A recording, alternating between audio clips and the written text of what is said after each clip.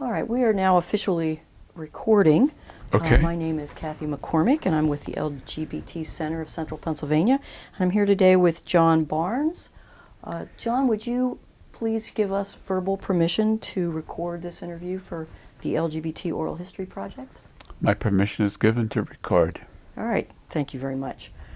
So we're just going to be real casual here. If you want to start by going back to, your family of origin, your early development, and just share with us whatever you would like. Okay.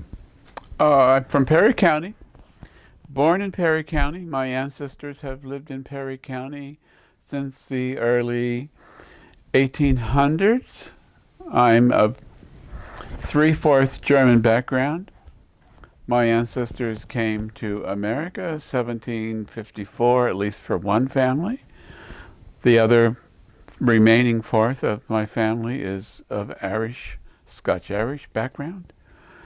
And we have lived, as I said, lived in Perry County. My grandfather, my great-grandfather, my great-grandfather are buried in Perry County. I come from family of farmers, both maternal and paternal were farmers. All my aunts and uncles and cousins were all farmers. So that is our roots, Protestant background. So I raised church people, still are church people, still consider myself a faithful Christian. My father is deceased. My mother is still living, 93 years old. I have a sister. She has a son and daughter, and so I have great nephews and great nieces.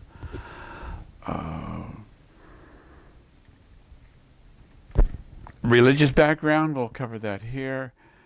Protestant background, my parents gave me a good grounding in Christianity. In 1972, I converted to Roman Catholicism. 1992, I converted to Russian Orthodoxy. So I'm currently a Russian Orthodox, OCA in America, as you would know it. And I have 4 godsons. They're a joy to have. So that's basically who I am. Graduate of Greenwood High School in 1960. Have 1 year of college here and there. Employed by the Commonwealth of Pennsylvania until 1999. 30 years service. Worked in Department of Labor and Industry and the Department of Health. Went to the Army in 1994 because I was of draft age. It was Vietnam was gearing up. So I joined the Pennsylvania National Guard. Mm-hmm. Was in the Armored Tank Division until my term of duty was expired in 1970. I was going to say, you said 1994. I thought maybe you meant 74. 1970, I was out of the military. As I said, I had a year of college, basically, get some core subjects in. I like to write. I've published a book. I write for a stamp magazine.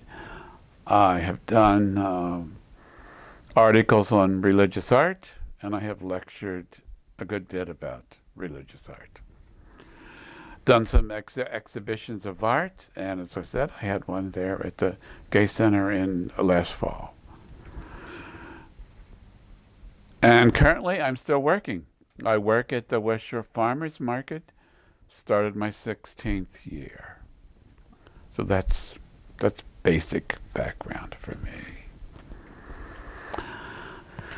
The second portion of my oral history is sort of get back to grandparents. Had wonderful grandparents. Spent lots of time with them. Mm-hmm. That's my father's people.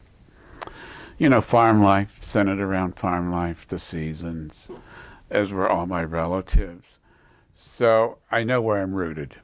I know who my people are, what we come from. And, you know,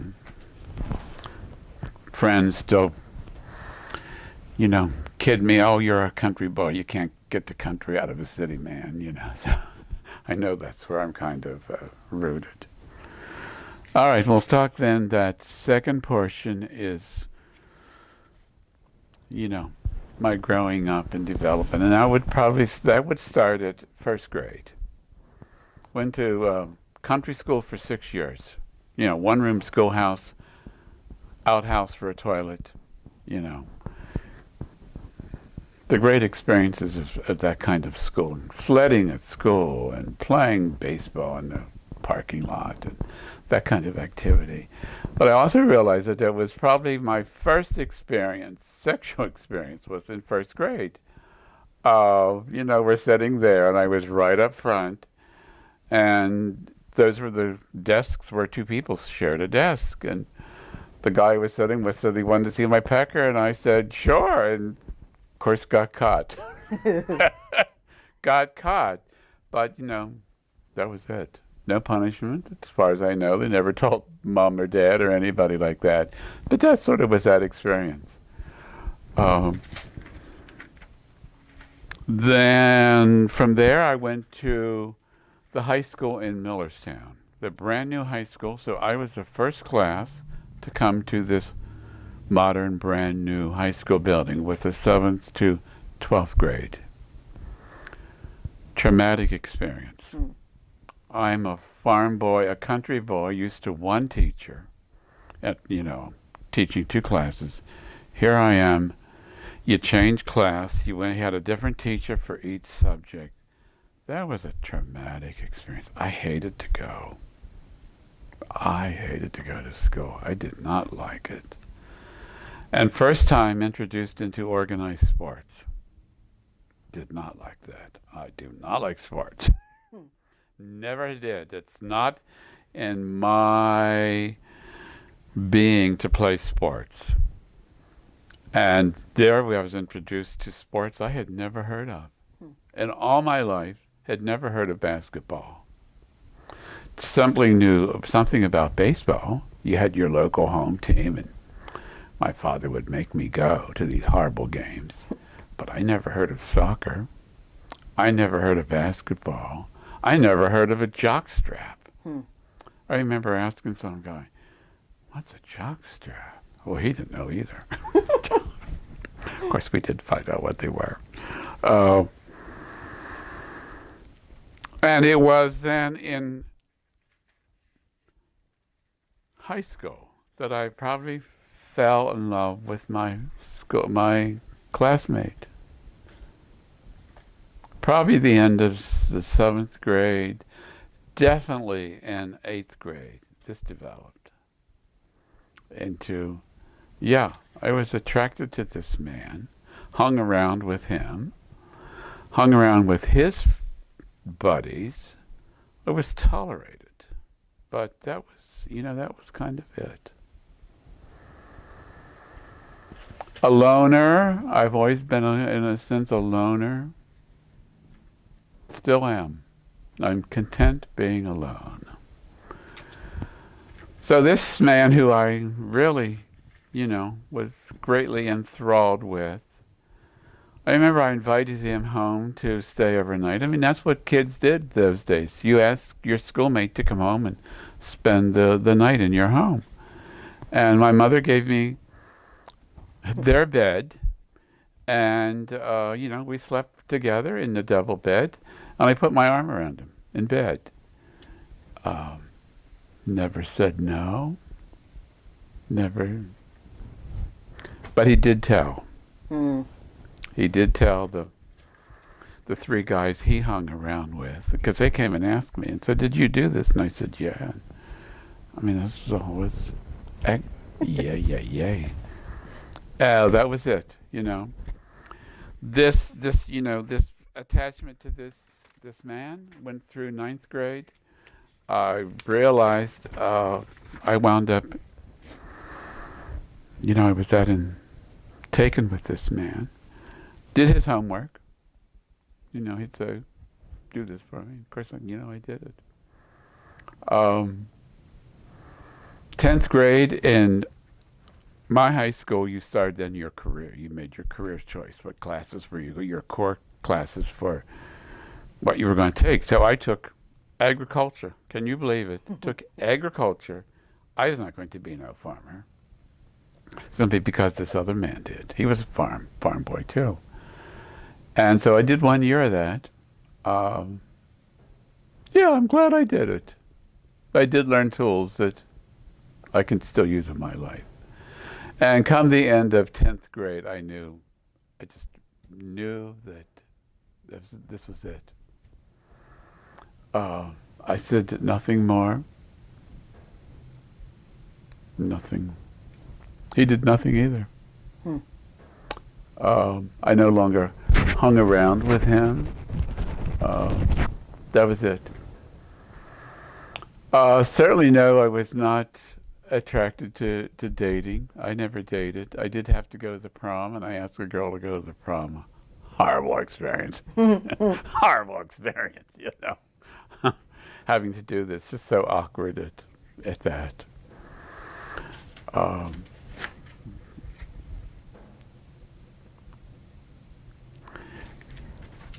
And when I look back and think on my history, you know, I never knew of another gay person, another gay man.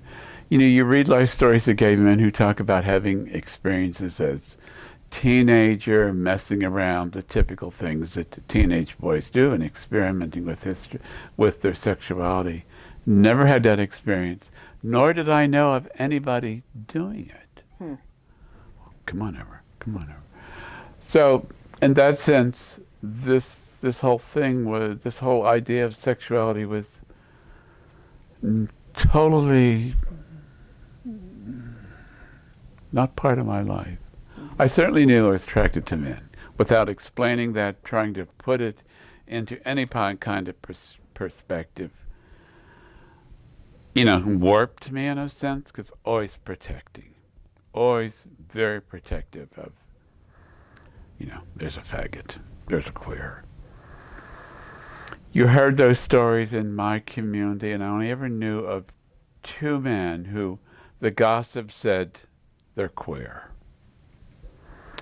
And that was a man who hung around at the movie theater, bowling alley, soda fountain, where I learned to go and hung out. And, you know, I knew my parents saying these things, that, you know why he doesn't have any kids, and why his wife doesn't like him. But I never saw that man do anything inappropriate. The other gay man who lived in Millerstown, you know, these stories were that about him, not nice stories. And I look back on that man, how badly that man was treated. And sometimes I think of, that's who I am. I walk home from work carrying my bags. And I always remember Mr. Unsball was his name, walking on the street carrying his briefcase and shopping bags, with his shoulders down. You know, a sad man, community despised. So I was aware of that. You know, and it was usually my father who would talk about this. Oh, well, you know, this and that. Never from anybody else. So I've often wondered these things about my father. You know, when you sit back and look at that. My father would come home from work, and I mean, I could hear these conversations with my mother, and he'd often talk about, my father was a Greyhound bus driver. And he would talk about the queers who hung around the bus stations. And he'd say they were always hitting on him. I thought, really? Why? I mean, he would come home and talk about it. Just sort of as a conversation. Never went anywhere, never went beyond that. But it was, I'd hear these things coming out of his mouth. So I've often, you know, thought back on Who is my father? You know, I can remember, and we have a picture in our family album at home. My father was outside in the driveway in his jockey shorts, and he had tied 2 paper towels, made breasts, and put a towel over them. And he's standing there, this very proud pose. And I thought, why would my father have done that? Interesting. Yeah, why did my father do that? I can remember when he did it. So, you know, I've often thought about that. As to who was my father? My father was a tough man. Father-son relationship. My father didn't tell me nothing, nor show me nothing, nor teach me anything. He thought I should have known that. Like,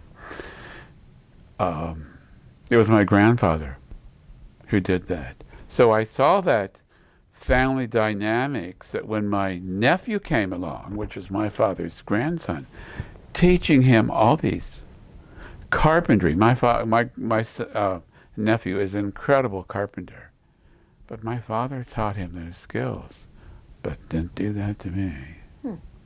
My father thought I should know how to get into a car and know how to drive. That's the way he operated. So I did not, in a sense, really like my father. Okay. Not like my father. Living in Perry County, again, how I felt different, an outsider. It's a hunting culture.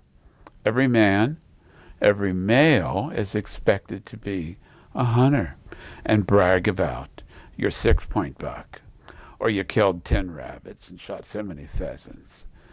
And that's still that culture.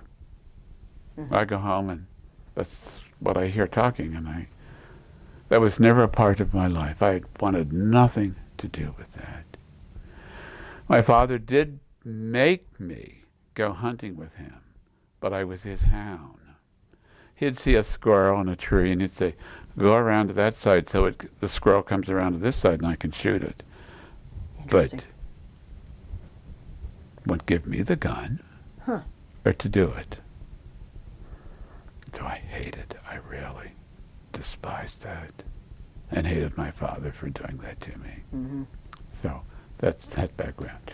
Well, I talked about hanging around this movie theater, bowling alley, pool hall, soda fountain. Thank God it was my sister who encouraged me to get out of the house. I was already working, had a car, I had my own money. You know, I sat at home Saturday night. So my sister had a boyfriend, and she said, you need to go to the movies. You need to go downstairs and have a Coke. So thank God my sister did that for me. And so, yeah, I just suddenly fell into having peers, both men and women. Yeah, go to a movie, go bowling, hung around. Those were the times of drive-in theaters, all-night drive-ins, you know. And that was the next phase of my life as a 20-year-old. The whole years of my other 20s. So there at that highway, that hangout, I got to know 3 brothers. And of course, you know, I fell in love with each brother in their turn.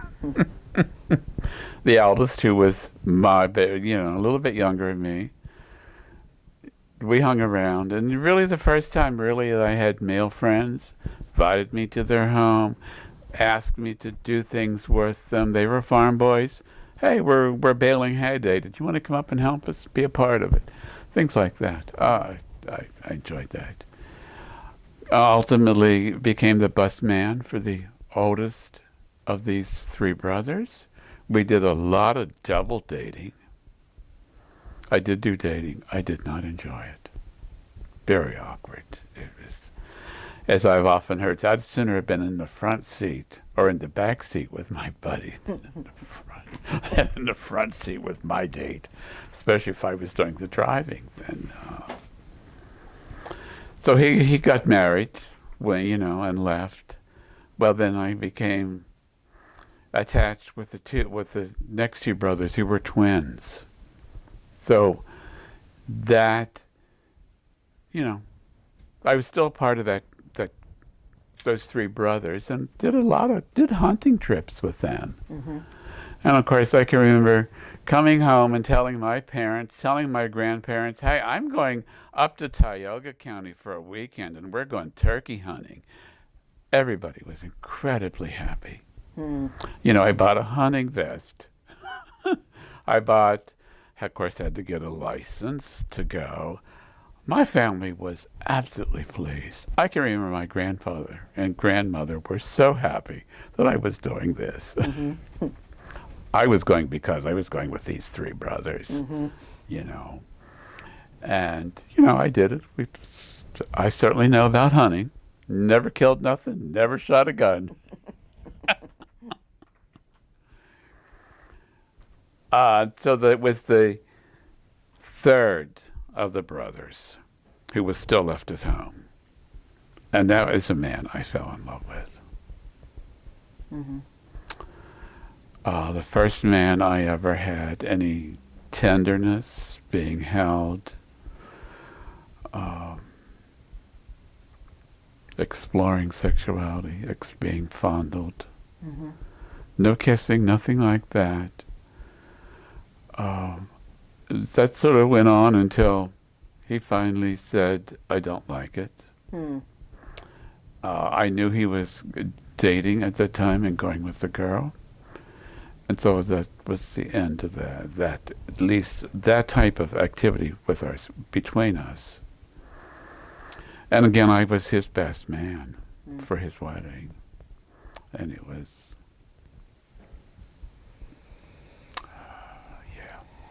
that day. Brokeback Mountain, I suppose, when that film came out. That was me. Mm-hmm. That was me. I fell in love with a blonde-headed farm boy and had to let him go, I saw him once after he was married, invited me to where he was living. That was the last I ever saw him. But I do get a Christmas card every year from them. In fact, I just had it here the other day. He had a stroke. That was the end of that portion of my life. I became attached to another man at this hangout where everybody from Perry County hung out. Again, it was that, being enthralled, being almost, I look back, it was compulsive. I did initiating. Do you want to go to a movie? Do you want to go bowling? Do you want to go get a dish of ice cream? He was a part of the gang of both men and women that I hung around with. That's all that ever became. The summer of 1970 is going to be my turning point in my life. We had done an all-night movie, drive-in theater, 6 films, until the dawn comes and the movie's over. And I said, rather than he drive, he lived clear at the end of Perry County. I said, sleep over at my house. And he did. And I said, get in my bed. He did. That was, And my father, in the morning, raised hell. I got up that morning. It was Memorial Day, 1970. I got up in the morning. This guy left. See ya. Have a good day. The house was empty. There was not a soul there. I didn't think nothing of it. My father comes storming in the house.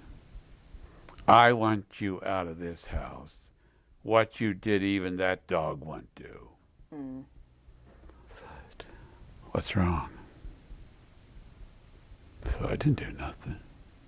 If that man was here, I'd break his fucking neck. I want you out of the house. My mother wasn't there. My sister wasn't there. I did what he said. I packed my bags. What am I going to do? I called a co-worker, a female co-worker who I was very good friends with. Dottie, wherever you are, you saved my life. Mm-hmm. She said, come on down, stay with me. We'll talk about it. So that was change, totally radical change in my life. She lived here in New Cumberland. I stayed with her and I said, now what am I going to do? She said, well, you got to find a place to live. I have a job. Got to go to work on Monday morning, you know. Stay with me until you get set up. Well, I'm alone. I have no place to live. I don't know what I'm going to do. I certainly was not prepared yet to come live in the city. I'm a country boy. Mm-hmm. Well, I went back up home for the day to where my grandmother lived. And of course, my father already had told my grandmother. She was upset and totally foreign to her what he was saying. My father told other people. Yeah, he told other people too. Wow. So, through the grapevine, somehow I found an apartment. I found a one-room apartment in New Bloomfield on the second floor, one room. I drove back and forth until I could find a carpool from New Bloomfield, and so I set up my life there that summer, 1970. Because in September, I was going to Europe with this man's twin brother.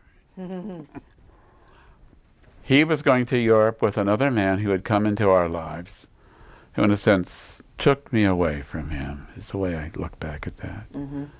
I was not a happy camper. I had no idea what was going on, no understanding of any of this. So, of course, his twin brother wasn't going to let the other twin brother get one up on him, and he said, I'm going to Europe. And, of course, asked me to go with him. So I did. We went to Europe for 6 weeks, from September until November the 1st. We went to Europe. So I knew when I was coming back, I was still going to remain living in New Bloomfield. I still couldn't see myself leaving Perry County. Mm-hmm. I mean, this man still lived in Perry County. I was not ready to break that off. So I found half a house. I could afford half a house in New Bloomfield. So I lived in New Bloomfield for the next, till 1972. And 1972 becomes another watershed in my life. I met an older man at work who somehow I knew was another man who loved men. Mm-hmm. I don't know, somehow we got hooked up. Introduced something. I really don't remember how that happened. And I knew where I fit in. I said, oh, here's how I feel. Here's who I am. So in 1972, of course, was Hurricane Agnes. I remember. 1972 was also the summer I converted to Roman Catholicism.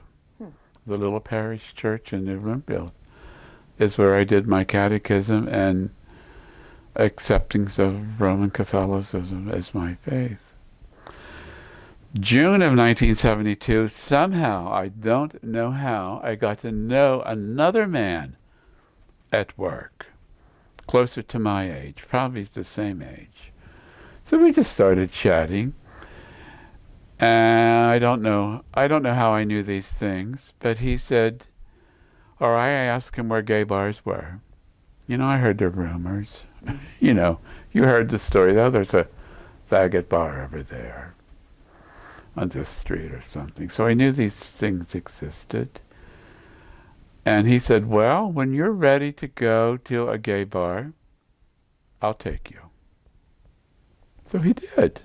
I finally said, I think it was after Agnes, must have been in July. I said, all right, Jimmy, I'm ready to do this. He said, I don't want to do it in Harrisburg. I can't do it in Harrisburg. I'm afraid to walk into that gay bar, you know. He said, all right, we'll go to Lancaster to Tally Ho. So we did, you know. First time ever in a bar full of men who love other men. I said, I'm at home. Yeah. You know, I knew where I fit in. Uh-huh. And of course, the first sexual experience, you know, that's some silly queen that night who, sure, I went home with. Mm-hmm. So I went back and forth that summer to Lancaster because this man who I met in a bar did become a friend. He certainly told me about life. You know, a silly queen, liked to dress up in drag, and never saw him do that though. I saw pictures, but that man, I never saw that man do that. You know, he really introduced me to gay men. Mm-hmm. And so I went back and forth to Lancaster probably every weekend. I got to know other men in Lancaster. I would think probably that winter then was the first time I went to a gay bar in Harrisburg. I mean, I was tired of driving forth back to Lancaster, you know. In those days, there was no super highway. No, we didn't have 283. You went down to Stilton. Yeah, you went down to Stilton. You went down to E-Town is where you could pick it up. Mm-hmm. So I started going to the what was it called? 2nd Street, totally blank. Rouge, I think. I'm not pronouncing it right. But that's where I started to go. So, of course, I was there. I couldn't wait for Friday and Saturday night. And, you know, I went back and forth there, you know, every weekend. Got to know a couple other men who we did things. We went to Washington, D.C. We always heard Atlantic City was a hot place to go. We went to Atlantic City and discovered it wasn't so hot. You know, those were the days of Atlantic City was a dump. You know, rundown hotels. And I said, nah, this is nothing we want to do. We never went back. And so back and forth to, you know, Tally Ho, back and forth to the bar in Harrisburg, and there was the first time I met, first man I fell in love with as a gay man. Of course, he lived in Lancaster. So for the next 2-3 years, either Lancaster or he came here. Mm-hmm. You know, we went back and forth. And finally, I still lived in Perry County. Still lived in a half of house in New Bloomfield. And I said, it's time to leave. Mm-hmm. I worked in Harrisburg, so that meant, you know, you had an hour on the road each way, come home, pack my bags, gather up the cats, drive to Lancaster for the weekend. Another hour and a half drive. And have to be back in Perry County to go to work and get my carpool. So we had enough of that, and I said, all right, I'm moving to Harrisburg. So it look for apartment in Harrisburg that I wanted, look for, suited my needs. Have pets? Would they take you for a pet? No. You got pets, can't have you. Mm-hmm. So I did find a place in Midtown in Harrisburg on Green Street. Very nice apartment. And so there I settled. So now I lived in Harrisburg. Access to go to the bars in the middle of the week. Go every night if you wanted to. Yeah, I slept around. Yeah, I fell into that. You know, I'm 34. It's the height of male sexuality, maturity. Other men who are willing to jump in bed. Yeah, I did that. The man I was dating, his name was David Moon, a wonderful man. The man taught me a lot. I mean, he really was very loving and caring. I'm a country boy. I know nothing about having a nice house, dressing nice, having a nice meal, learning how to cook. He taught me those things. He was an art teacher. Showed me how to do things in art that I was only trying to do. Our relationship lasted at least 3 years until he said to me one day it was over. I was devastated. I knew it was over. Of course, he was the one who had the strength to say it's over. I didn't. Though, however, I did learn later on I was overthrown because he was ultimately seeing an older man who was a doctor, which I never knew. Never knew until some years later that someone told me that's why David left you. So I never knew that. He never was honest enough to say to me, you know, I'm in love with somebody else. But he never told me. He just said, it's over. Never saw him again. So I was rather devastated. All right, so I'm now living in Harrisburg. I saw in one of the local rags a man by the name of Jerry Brennan who was having a conscience raising session, and this was the address. And so I called the number and became a part of that. That man, Jerry Brennan, I'm going to talk quite a bit about Jerry Brennan, and I'm sure you've heard that name many times. I became a part of that conscious raising group.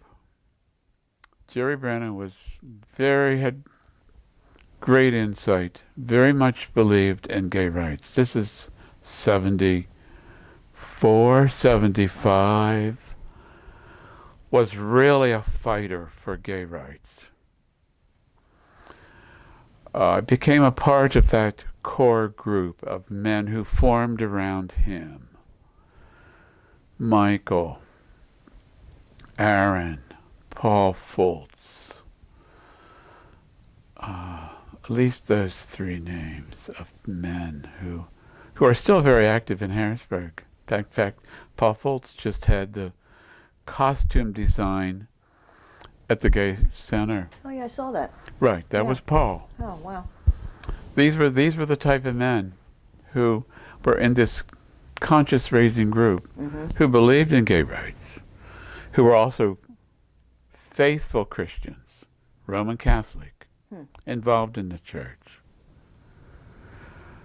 I can remember we went to Penn State again. Penn State, gay life was being organized. Go there, how to organize and fight effectively.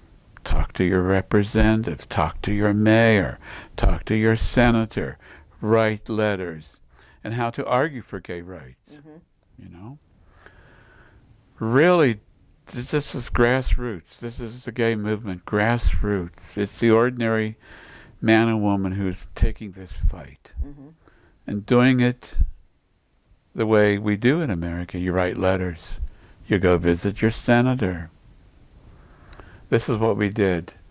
So this is also the days that Dignity, the Roman Catholic gay organization, was beginning.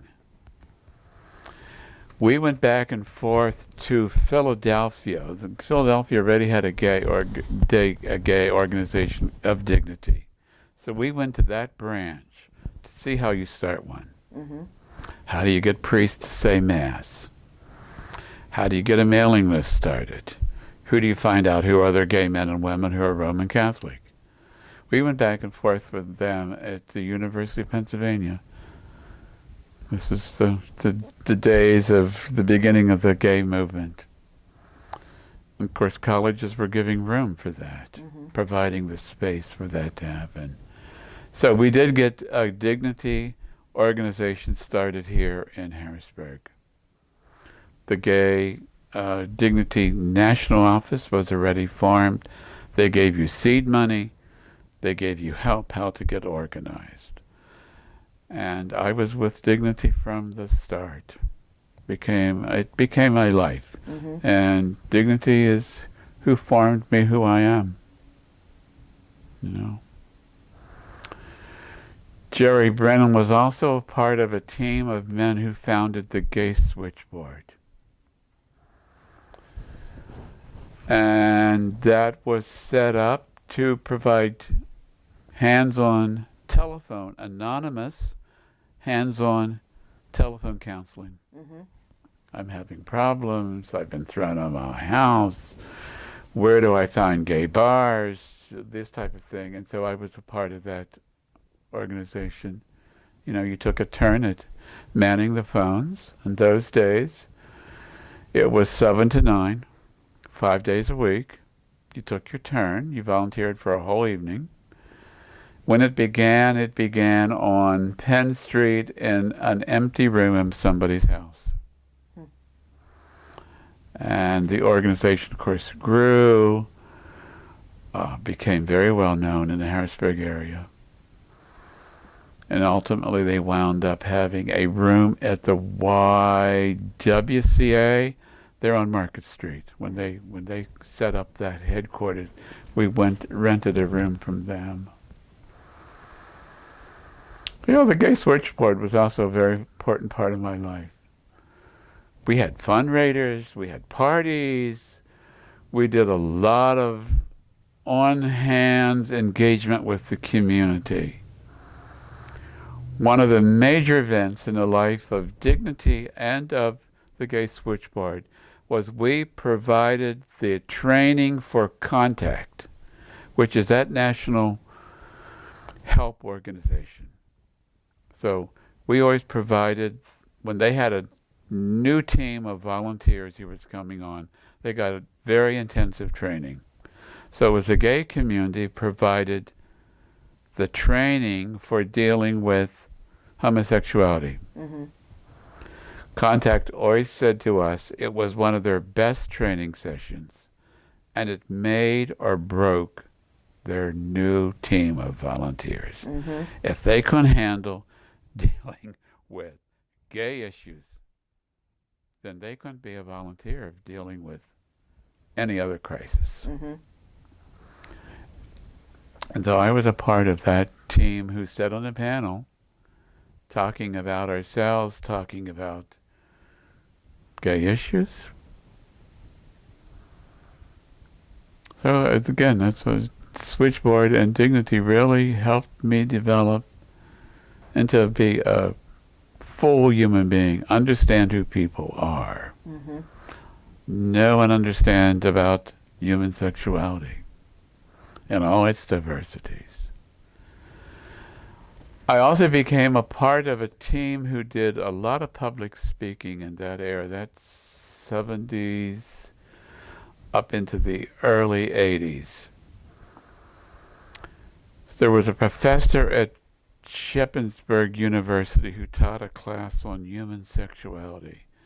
So he always would invite at least a dozen gay men to come to Shippensburg and talk to this class of, I think they were seniors, about sexuality. That was a lot of fun. A lot of fun of doing that, talking about our experiences. This professor usually began by showing a film of two guys picking each other up and spending time in bed. I mean, that shocked a lot of students. They only knew about gay life in the negative side. Everybody's dressed in drag, everybody's a screaming queen. Many gay men in that class never had seen another guy sitting on stage in jeans and a shirt that looked just like them. Mm-hmm. They did not know how to handle that. I remember a black man in the class once only knew drag queens in a black community. And he figured that's what gay men were. He couldn't handle a bunch of guys sitting on stage just like him, who looked just like any other young man on the street. He did not know what to do with that. So they were great times. That's really that whole great period of forming who I was. Mm-hmm. This, of course, is Harrisburg. Jerry Brennan, of course, within Dignity. Again, Dignity became the forefront here in the Harrisburg area, fighting for rights. Mm-hmm. You know, we talked to our senators. We talked to our mayor. I was a part of the group of men and women who went to City Hall when they enacted the civil rights for protection of sexual minorities and fair housing. Mm-hmm. I was a part of that group who were in that audience that night at City Hall. When was that? Had to have been the Reed administration. I don't know the name. I don't know the date. Okay. I remember being in the audience that night. Oh, what do I want to say? Sort of blank all of a sudden. Well, to talk about Dignity. Dignity was so much a part of my life from, say, 75 until really its demise here about 91, 92. I always served on the Dignity board. I was secretary, probably treasurer. I really fell into the liturgical life. Mm-hmm. Became my job to ask all the Roman Catholic priests in the area who we knew were sympathetic to religious life, sympathetic to gay men and women, being a part of the Roman Catholic Church. Mm-hmm. And so it was my job to contact these priests to come say Mass. We did that once a month. We had a permanent home at the Friends Meeting House on 6th Street. That's where we finally had our permanent home. Mm-hmm. So we had the first Sunday of every month, we had Mass. Father Sadi was our priest, or else you had a guest priest. We always had potluck, and we always had an educational or some type of a program. Would watch a film, would have a speaker, or somebody in our group did a workshop. Mm-hmm. Self-awareness, again, to be very positive. We had an ex-nun who became a part of our group. And she did many of those conscience-raising workshops. I can remember her having a program about, you're like any other American. Look at the magnets that's hanging on your kitchen refrigerator with your calendar and with the notes and with your shopping list. She did that to say, you're no different than anybody else. You know, that hatred for each other, the hatred for other gay men and women that was rampant in the gay. You hated the people you loved. And that destroys. That self-loathing hatred of the men you love is really destructive. Mm-hmm. No wonder we could never get our love life in off the ground. Mm-hmm. The man you love, you also hate. Interesting. So Sister Kathleen was really a great person who wanted this to get rid of this. Mm-hmm. and look at the positive side of who we are as men and women who love other members of our sex. She was a wonderful person who did that. So that's why I say dignity was really powerful in forming me, forming us men and women as to who we were. You said that they disbanded or went away. What happened? Oh, this is 1990s. Oh, what happened? I changed. We'll talk about that. Okay. That side also. I'm going to go back to more with dignity. One of the things that Jerry Brennan was an incredible man in his foresight and having to develop he was very much into having a solid gay community, living in our own ghetto. You know, we have gay friends. We do everything with gay men and women. And that did happen. I then, by that time, had bought a house on Penn Street in Harrisburg, Midtown. And so I got my own home, so I finally had my own home. I no longer rented. Jerry Brennan also was very instrumental in getting gay volleyball started, because he knew gay men, gay women hate sports because we know how we've been treated in the straight world. And I was very much instrumental in a part of that. I organized that. We played every Tuesday night, 7 to 9, at the PAL building, which is the Police Athletic League. There on 3rd Street. We played, so I always had to make sure we had the building for ourselves that night, had to pay the attendant.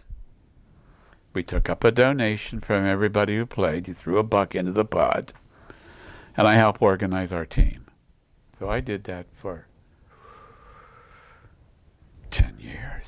Wow. It was a solid institution, a part of gay life in Harrisburg. Again, the switchboard knew about this, and you know, gay men, gay women who new to Harrisburg, new to this type of life. How can I meet other men and women? It was co-ed. Come to play volleyball. You know, get to know other gay people outside bar life. Again, Jerry Brennan was very much into say, life does not exist around the bars. I was never a bar person. I like a beer, but I'm not into smoke, noise, the life of living in a bar. Never a part of me. I didn't like that. So he was very much into that too. There's other aspects of gay life. So I was involved in the gay volleyball, and I know in the archives that the Gay Center has established, there are things there from that. Great. I have lots of pictures which I have not given yet to the History Project. When it's time to let them go, they'll go. But you're keeping them for them. For the time being, for some of the reasons we've talked about. Sure. So I was very much a part of that whole scene.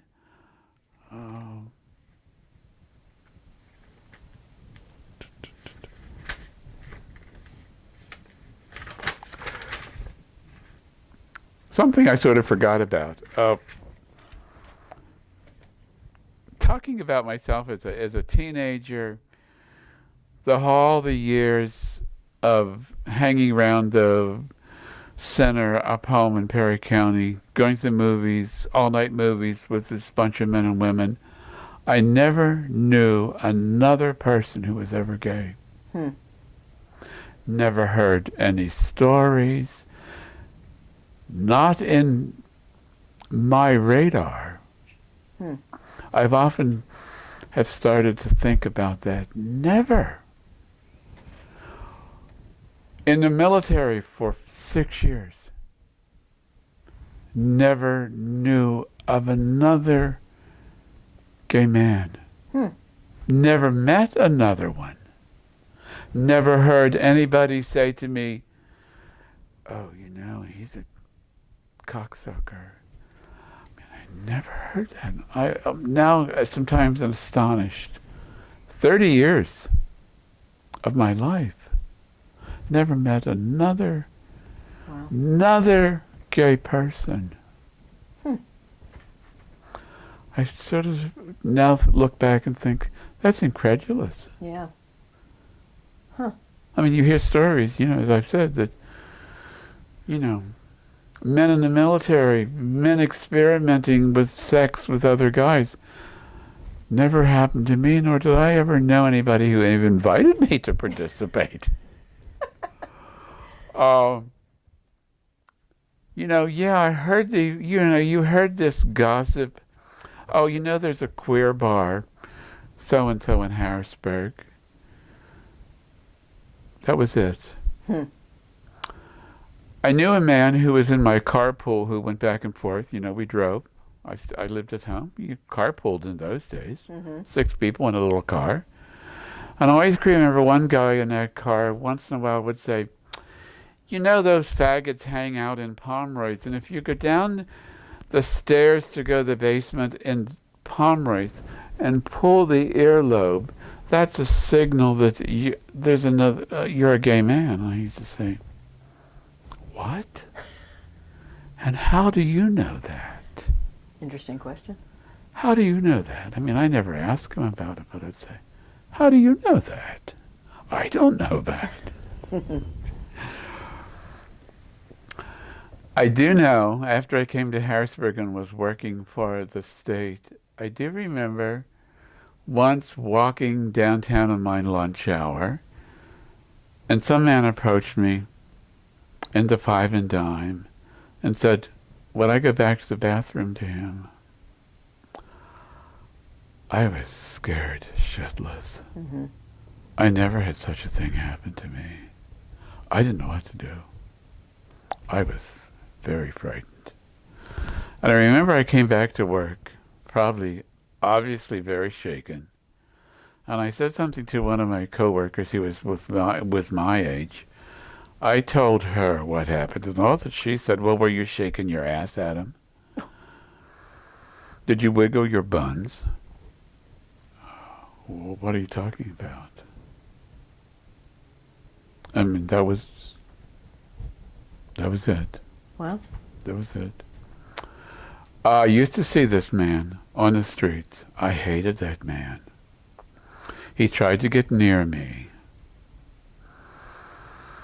And finally I pushed him one day, and I said, you get away from me. And it never bothered, never got near me again. What a horrible experience. yeah, that's creepy. Very creepy, yeah.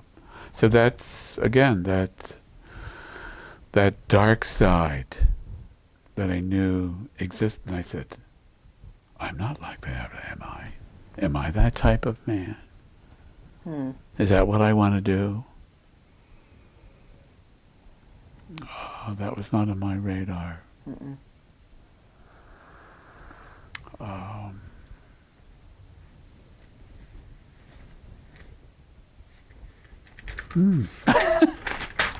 I'm sort of stuck here, Catherine. That's okay. Take your time. I'm sort of stuck here.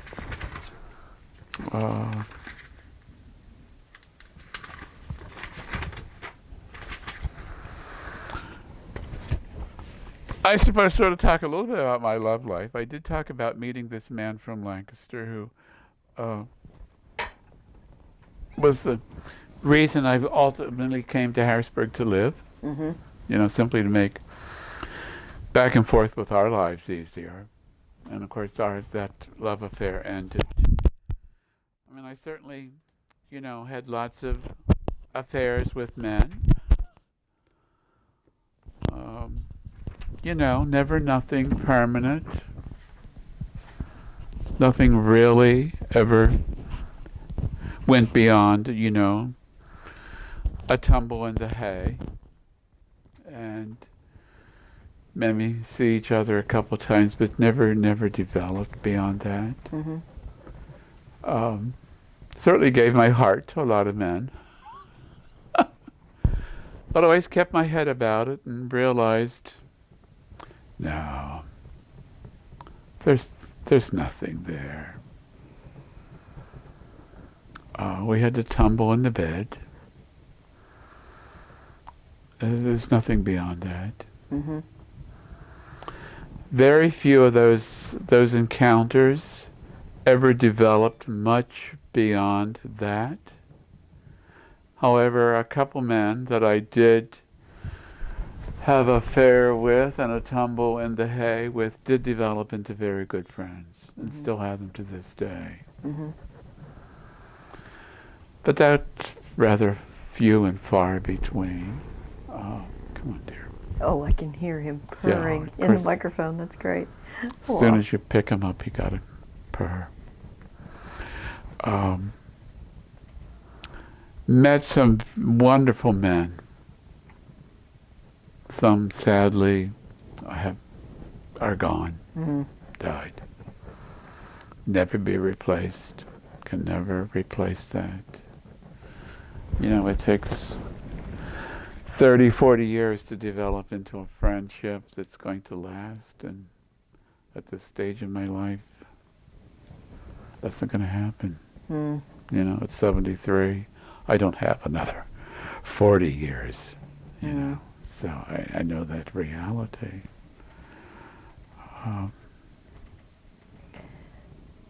I'm stuck, Catherine. So let me ask you a question. I was looking at our list.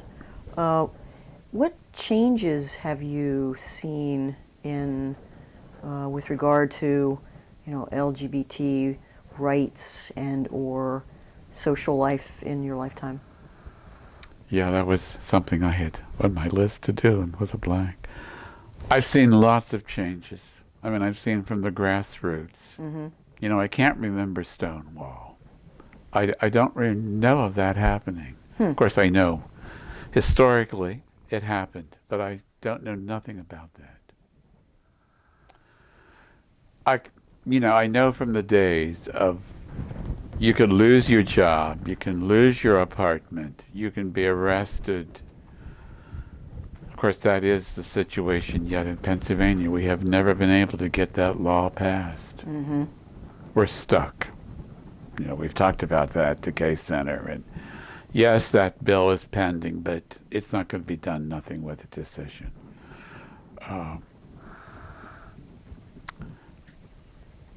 The rise of acceptance of gay life, certainly those vast changes. You know, to have the Gay Center, vast change, that would never have happened in 1972. And yet, I still think nothing has changed. As I said to you, getting ready to do this program, I still want to protect myself. I still want to protect the people who I know. There's people who do not know my sexuality and who I don't want to know. My neighbor comes back and forth. I make sure when I see him at the door, I cover up the gay news. He does not need to know that. My parish priest does not need to know that. So I still have to desex my house when someone comes. My godsons who I have, we have never discussed this. Desex the house when I know they're coming. So in that situation, in that sense, it has not changed. It has not changed. You know, I hear people say, oh, I think gay people today are very different. Young people growing up, I think, are vastly different. When I go to the center, and if there are younger people there, they have no idea what our life was like in the 70s and the 80s, even in the 90s. It's beyond them. And yet I think that it still must be very tough for some gay man and woman living in rural area, farm people, in a evangelical Protestant religious background. I'm sure it's still rough. It's not easy. And so in that sense, I see it has not changed. You know, the permission to marry, vast change. Who would ever have thought of that in 1972? Who would ever have expected you could go to the courthouse and get married? It's pretty awesome. Yeah. We talk about that at the center.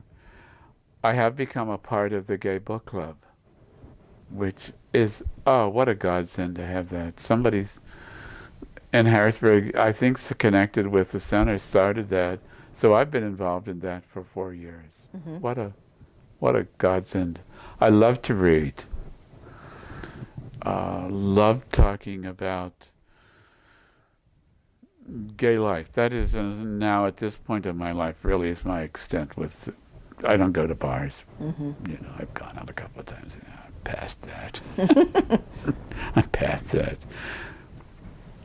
I came here to live in Camp Hill in 1972, so I no longer lived in a sense of gay neighborhood. In fact, many of the people who I do know live there have all left. You said 1972? You came to live in Camp Hill? No, I came in 92. Sorry, thank you. Yes, I came here in 92. I bought this house and I moved over here. And so life changed then. Of course, that was sort of the end of my contact with dignity. As I had said in the very beginning, I made that change to Russian Orthodoxy, I think 92. My godfather is gay, lives with his partner.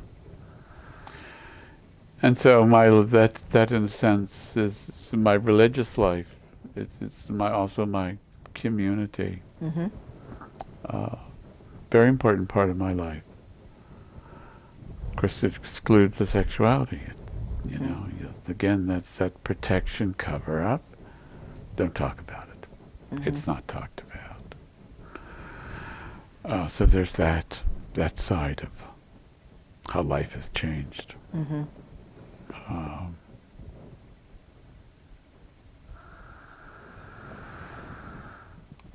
Well, we've been, let's see, I do have some more things that I know I definitely want to talk about. you've been talking for 1 hour and 4 minutes. Oh, really? I did it in an hour. Yeah.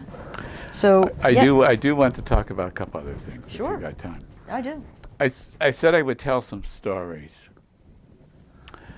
I think I want to go back and really say thank you to the people who gave me my life. You know, school teachers, 7th grade history teacher, Mr. Dwyer, wherever you are, thank you. That man, 7th grade, I was 12 years old, introduced me to ancient history. A great teacher.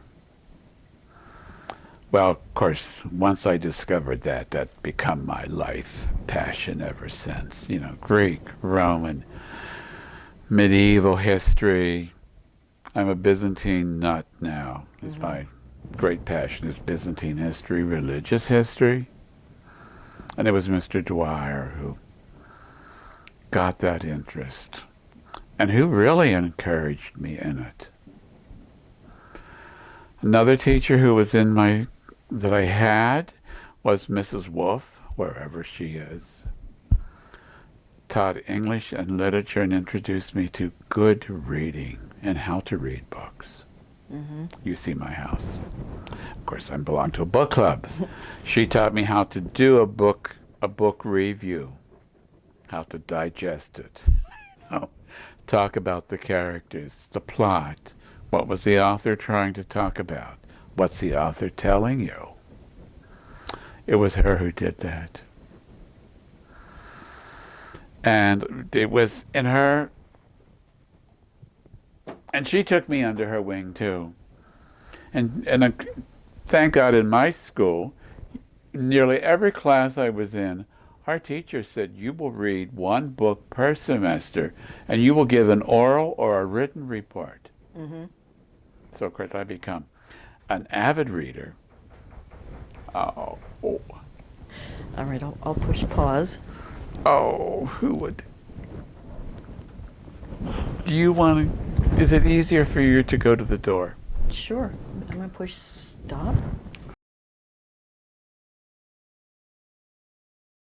Okay. Right, we are rolling again. Okay. And I'm going to stand for a little while. All right, sure. So Mrs. Wolf introduced me to reading and reading literature and how to read novels.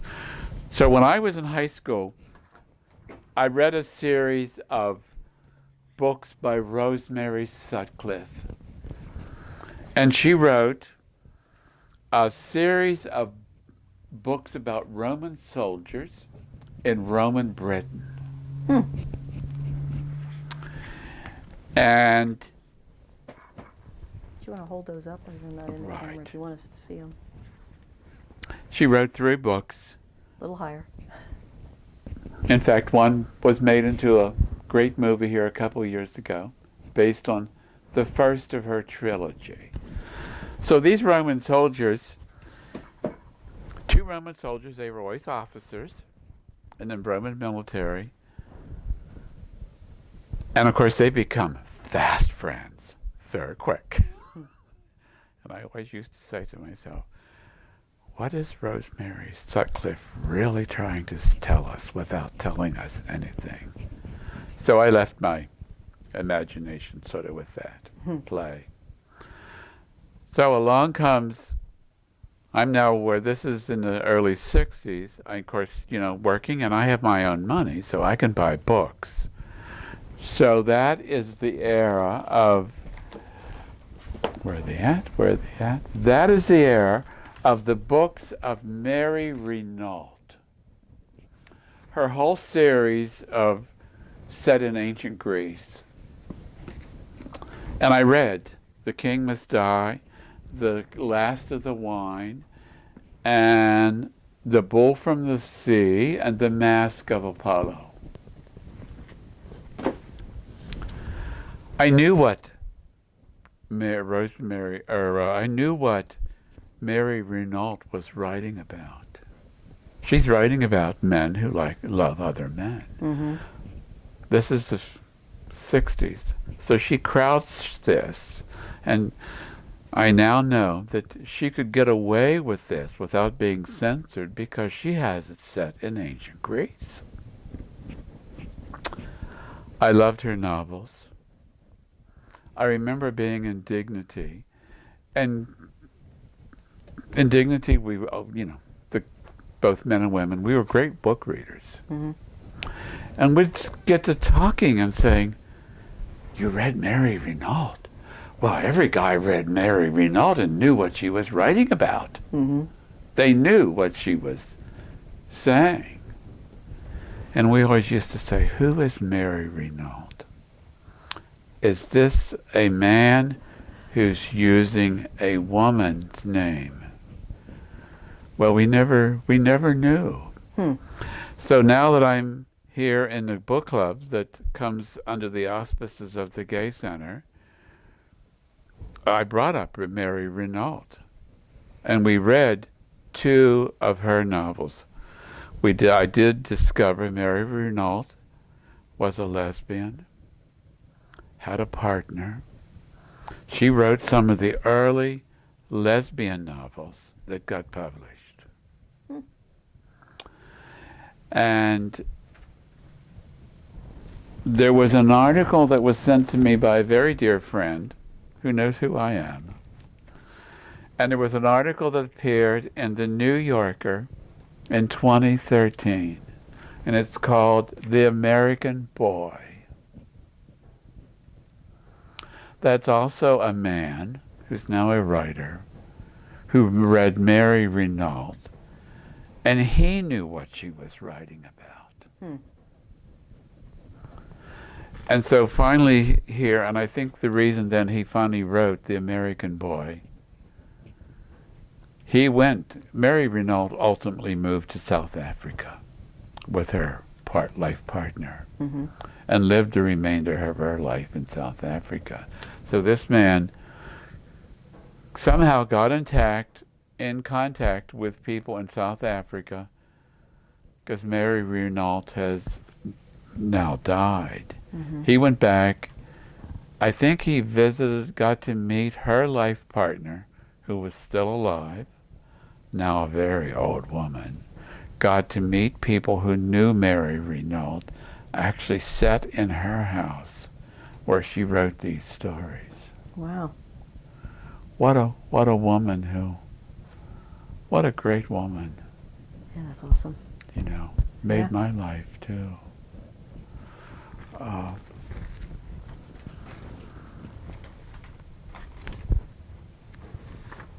I wanted to talk about, again, I'm talking about people who have made my life.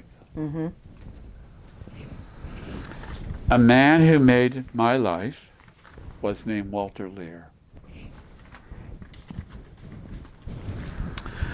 I met Walter Lear either in 1975 or 1976. Walter Lear, I knew the name, because while I was working now for the Department of Health, I knew the name Dr. Lear because he was the regional health commissioner, ultimately my top boss. And somehow through the grapevine, I don't know how, I knew that there was going to be an organizational meeting of gay state workers. They were going to have a meeting, a social hour, and of course always a dance. There was always a dance. There was Walter Lear. I mean, he was a great advocate for gay rights. He was the commissioner for the state. He was also the commissioner for the health department in the city of Philadelphia. And he publicly came out by appearing on the cover of the Philadelphia Gay News as the first openly government official who's a gay man. Wow. So Walter was at this fundraiser organizational dance. Walter Lear asked me to dance with him because he recognized my face at the Department of Health. Saw me in the office. He asked me to dance, and the rest is history. We fell in love. He put a proposition to me. Would you want to be involved in my life? I have a partner. He's saying, Walter's saying, I have a partner. I have a house in Philadelphia. Do you want to be involved in my life? Do you want to do things with me? My partner does not like to travel, does not like to be involved in politics. Do you want to be a part of my life and go with me? I said, of course. Yeah, sure. Of course. He said, we're never going to live together. It's not going to be this kind of an affair. That was fine with me. So Walter Lear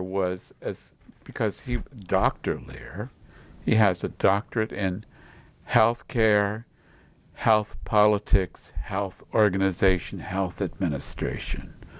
So Walter Lear was involved in the, American Public Health Association. That's one of the premier medical profession, nurses, doctors, psychologists, all that, had their annual conference every year. He asked me to go with him because he said to me, if I wanted to be involved in his life, I want you there at this conference to be at my side. Sweet. You know, I want someone special to be with me, and would I be that person? Nice. So I did. And there I got introduced. I'm already working in the Department of Health. There I got introduced in healthcare for the average man and woman, and what that involves in politics, how you advocate for healthcare. Walter was one of the founders of the Gay Caucus. He was the founder of the Gay Caucus of the American Public Health Association. I met incredible people who are physicians, people who are nurses, people who are psychologists, people who are surgeons, and who are gay, and who are fighting for gay rights and fighting for health. This is what this man introduced me to me. Wow. I found all my pictures from some of those conferences. So I went with, someone might say, you're a kept boy. Yeah, I was. I mean, he paid for it. It was, here's your ticket, you join me in Miami. Here's your ticket, you join me in Chicago. You join with me in San Francisco. I'll meet you at the airport. You come when you can get off work. I'll be there. I did. Yeah. Wow. Sounds great. But what that man gave me. I was often in his home. He lived in Philadelphia. Huge home. Met his life partner. Welcomed with open arms. And I think that was the astonishing thing of Walter, that man's capacity to love people with no strings attached. I don't think that man had a jealous bone in his body. I mean, there I came to his house, and in those days, yet we were still young men, in a sense. Walter was 20 years older than me. I slept in his bed there in his house, and his partner's in the other bed. No questions asked. No jealous bone. I think that's what that man taught me, that capacity to love people with no strings attached. And to enjoy each other sexually, with no strings attached. What that man taught me. That's amazing. A man who loved art. Took me to my first opera. I went to the New York Opera, and we went to see Boris Godunov. Wow. He introduced me to that. Loved art, collected art, expensive art too.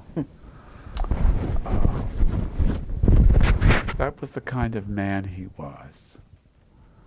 And I knew Walter until he died in 2010. Wow. He was well known, very famous in Philadelphia because fighting for the health for the poor, health for minorities. Collected a fabulous library of health history.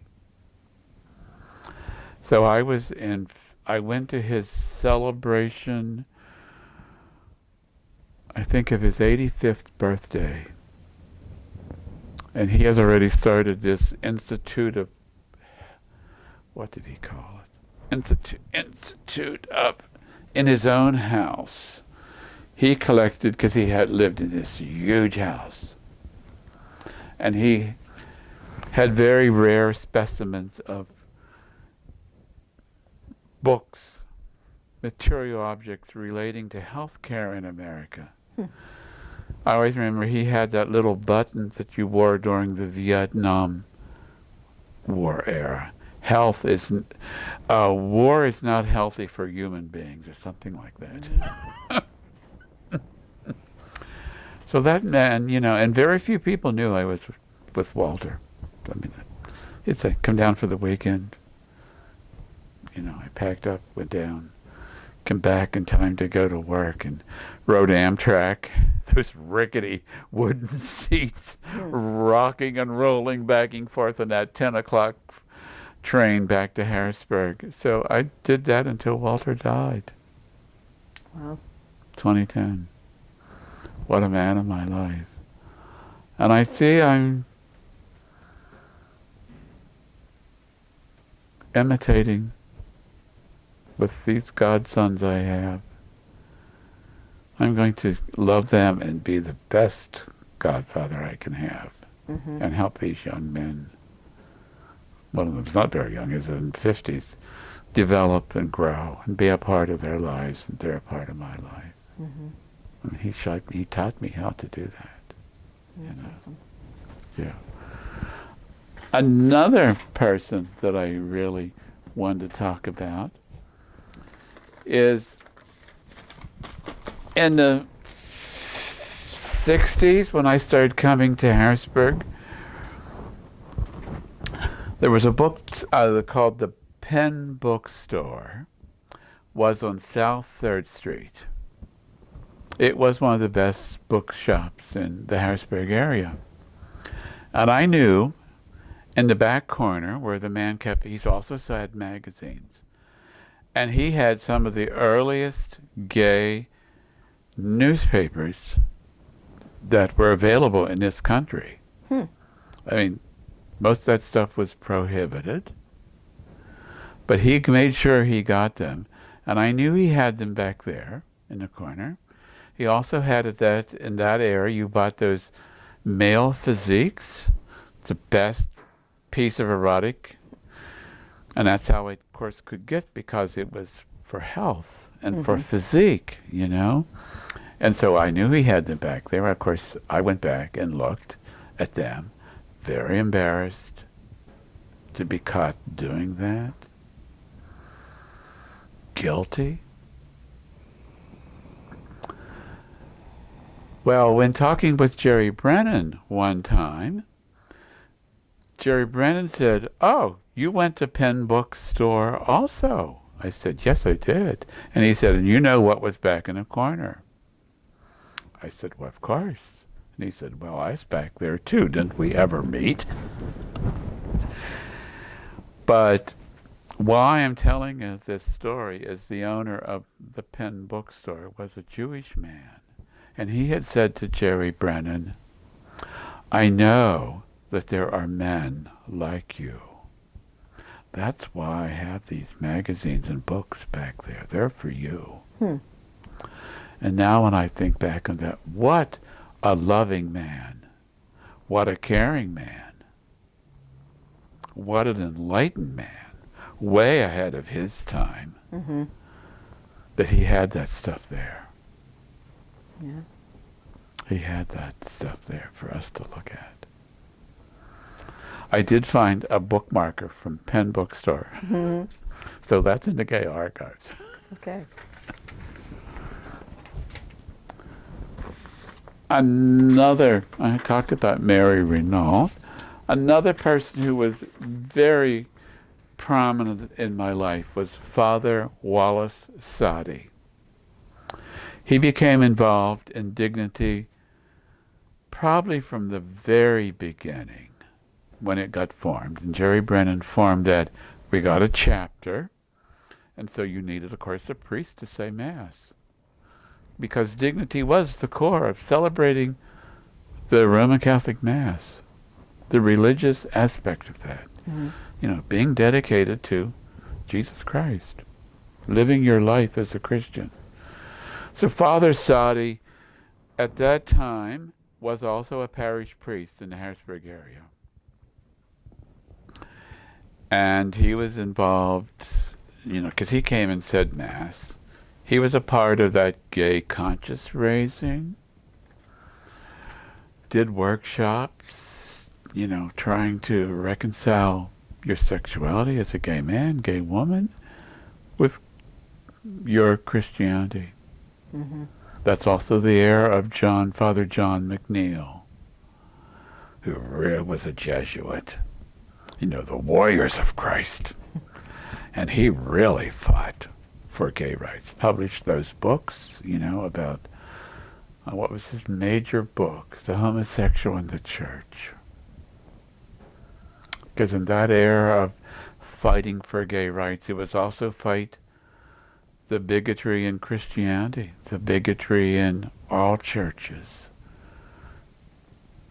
You know, start to look at the New Testament, the Old Testament. What is it really talking about? And discover it's not talking about what they tell us, what preachers and priests are telling you. This is not what it really says.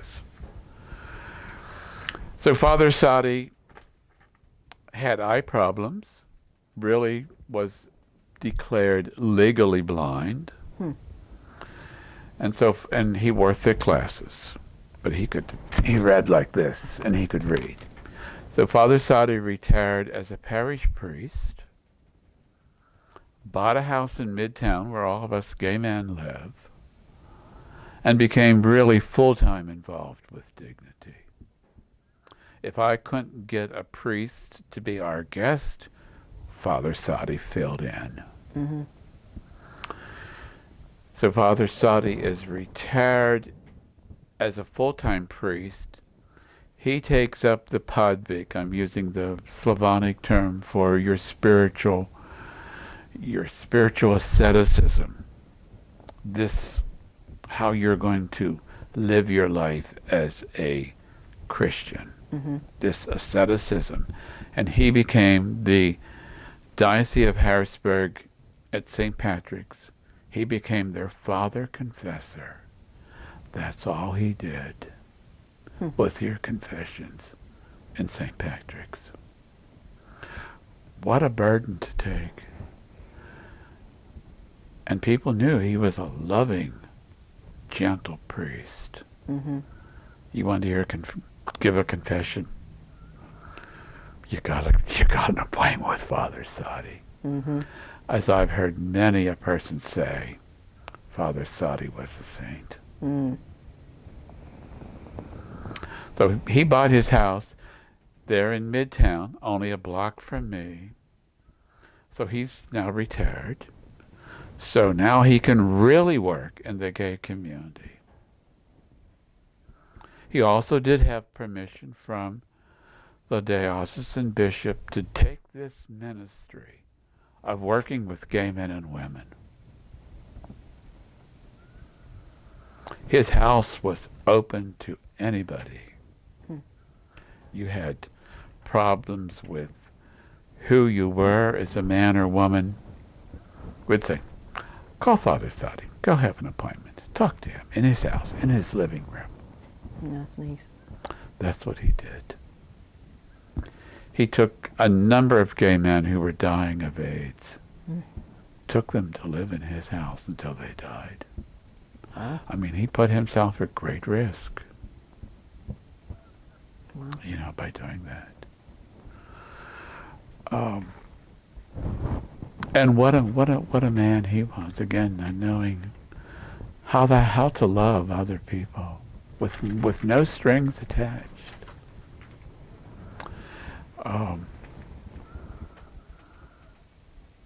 He did that until he then sold his house.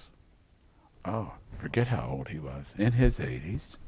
He had a little apartment there in Harrisburg, and there's where he died. And I was one of his pallbearers. Yeah, he died. Father Saudi died January the 7th, 2006.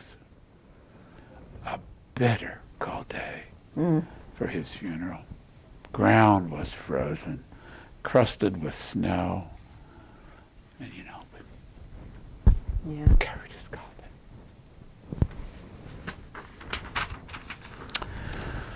I think one other person, Catherine, may want to talk about is Ron Fink.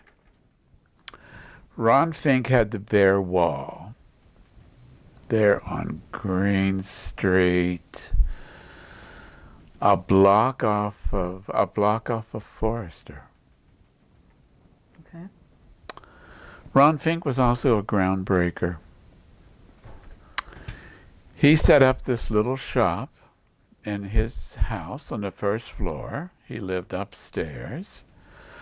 I probably got to know Ron Fink when I was going with my boyfriend from Lancaster.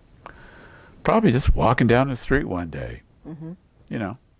David would be here for the weekend, and we'd go for a walk.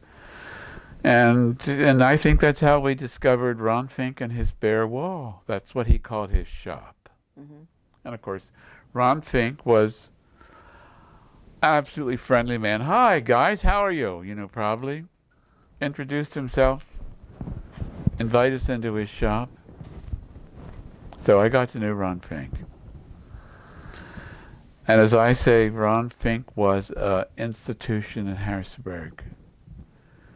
He's the first man who I knew you could buy gay greeting cards. Mm-hmm. You ask what was some of the events, in that whole great period of gay awareness and establishing ourselves. You could buy gay greeting cards. And in fact, I got one out. I still had it. Oh, that's great. Yeah. Hold it up higher so the camera can see. These sexy poses of some man. Uh-huh. A photograph, or it was it was a painting. So Ron Fink had these. And you could go in there and, you could buy your gay greeting cards. That's great. It was the only place in those days, other than going to Philadelphia or Washington, right? Giovanni's room, or, what was the gay bookstore out in Washington Circle in D.C. So Ron Fink had these gay greeting cards. And Ron Fink was a great person to hook people up. I think you should meet so-and-so. Mm-hmm. Ron Fink had his second floor opened. He said, I'm closing up shop here at 6 o'clock. Why don't all you guys come down and we'll have a potluck? Each of you bring something. We'll just sit around here, talk. Ron Fink also liked to read. And he liked to read French, classic French novels. Wow. And French. And I always remember Ron Fink had a bay window on the second floor, and it looked out at the Capitol Dome. What a view from his second floor. And again, there was that, he was very much wanted gay men to enjoy themselves. Let's have a potluck. Mm-hmm. He did not like the bars. Right. Did not want to go to gay bars. Nor was Ron Fink very much interested in activism. That was not in his theater of operation. Mm-hmm. But he provided that